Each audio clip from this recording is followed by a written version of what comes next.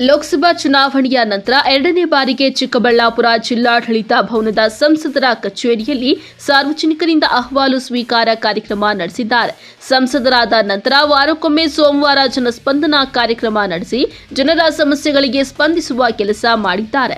ಚಿಕ್ಕಬಳ್ಳಾಪುರ ಜಿಲ್ಲೆಯ ವಿವಿಧ ತಾಲೂಕುಗಳಿಂದ ಬಂದಂತಹ ಸಾರ್ವಜನಿಕರು ತಮ್ಮ ಅಹವಾಲುಗಳನ್ನು ಸುಧಾಕರ್ ಮುಂದೆ ಹೇಳಿಕೊಂಡಿದ್ದಾರೆ.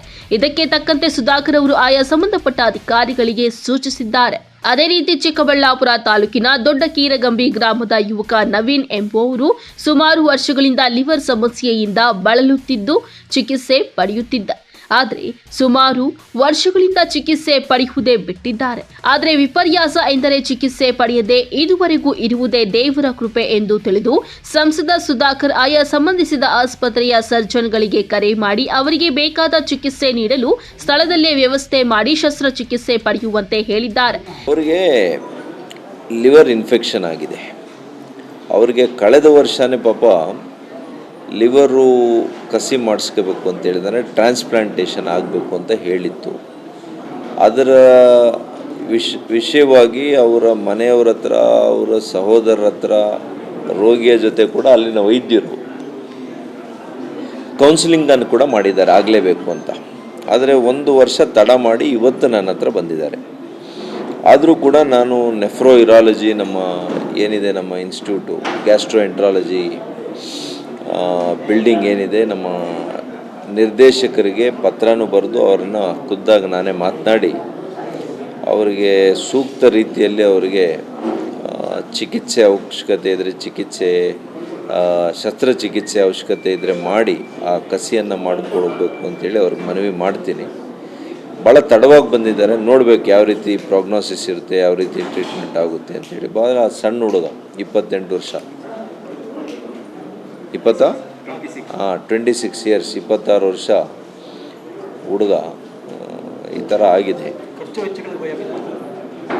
ಗೊತ್ತಿಲ್ಲ ನನಗೆ ಯಾಕೆ. 2 ರೀತಿಯಲ್ಲಿರುತ್ತೆ.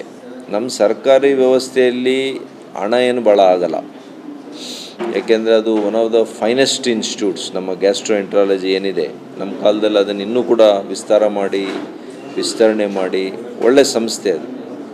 ಒಳ್ಳೆ ಡೆಡಿಕೇಟೆಡ್ ಸರ್ಜನ್ಸು, ಡಾಕ್ಟರ್ಸ್ ಎಲ್ಲ ಇದ್ದಾರೆ. ಒಂದು ಆ ಸರ್ಜರಿಗೆ ಭಯ ಬಿದ್ದಿರ್ಬೋದು ಅಥವಾ ಇನ್ಯಾವ ಕಾರಣಕ್ಕೆ ನಾನು ಕೇಳಲಿಕ್ಕೆ ಹೋಗಿಲ್ಲ ಯಾಕೆ 1 ವರ್ಷ ತಡ ಮಾಡಿದ್ದೀರಿ ಅಂತೇಳಿ. ಬಟ್ 1 ವರ್ಷ ಅಂತೂ ತಡ ಮಾಡ್ಕೊಂಡು ಬಂದಿದ್ದಾರೆ. ಇನ್ನು ದೊಡ್ಡ ಕೀರಗಂಬಿ ಗ್ರಾಮದ ನವೀನ್ 5 ವರ್ಷಗಳಿಂದ ಲಿವರ್ ಸಮಸ್ಯೆಯಿಂದ ಬಳಲುತ್ತಿದ್ದ, ಚಿಕಿತ್ಸೆ ಪಡೆಯುತ್ತಿದ್ದ. ಆದರೆ ಕೆಲವು ತಿಂಗಳ ಹಿಂದೆ ಖಾಸಗಿ ಆಸ್ಪತ್ರೆಯಲ್ಲಿ ದಾಖಲಾಗಿ ಹಣಕಾಸಿನ ಸಮಸ್ಯೆಯಿಂದ ಚಿಕಿತ್ಸೆ ಪಡೆಯದೆ ಗ್ರಾಮಕ್ಕೆ ವಾಪಸ್ಸು ಬಂದಿದ್ದಾರೆ.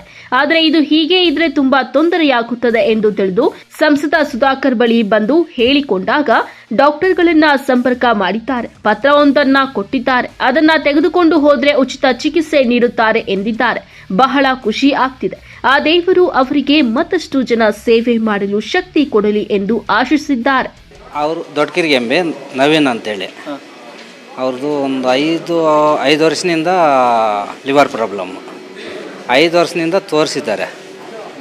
ಬಟ್ ಏನಂದರೆ ಮತ್ತೆ ಮೊನ್ನೆ ಅಡ್ಮಿಟ್ ಆಗಿ ಆಸ್ಪತ್ರೆಯಲ್ಲಿ ಸ್ವಲ್ಪ ಕಾಸು ವ್ಯವಹಾರದಲ್ಲಿ ಪಾಪ ಪ್ರಾಬ್ಲಮ್ ಆಗಿ ಮತ್ತೆ ಅಲ್ಲಿದ್ದ ಊರಾಗ ಹೊರಟು ಬಂದವ್ರೆ.